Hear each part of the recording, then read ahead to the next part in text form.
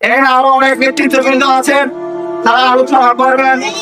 আমি পরিশেষে একটা কথা বলবো, ইসলামী আন্দোলন তাদের সুন্দর একটি বাক্য আছে, তাদের সুন্দর একটি স্লোগান আছে, নেতা নয় নীতির পরিবর্তন চায়।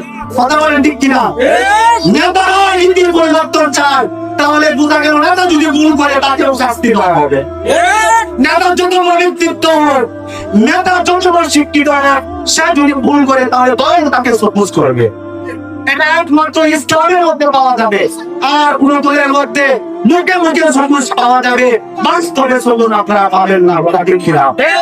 এই জন্য আসল আমাদের এই ত্রিপুরা আসরের মধ্যে আমার আপনার মূল্যবান ভুল ইসলামী আন্দোলন বাতার এবং ব্যক্তি হিসাবে যদি আব্দুল কায়ুম সাহেবের আমরা প্রশংসা করি, তাহলে আমার মুখস্থ হয়ে লেগে যাবে।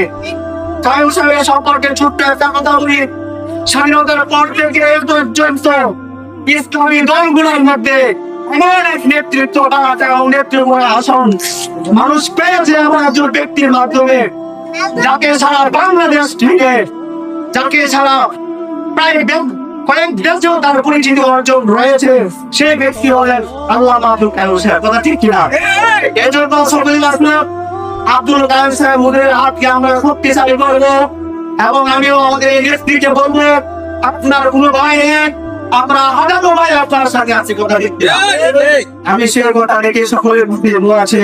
আমি আমার সুখী পালন এখানেই শেষ করলাম। আসসালামু আলাইকুম।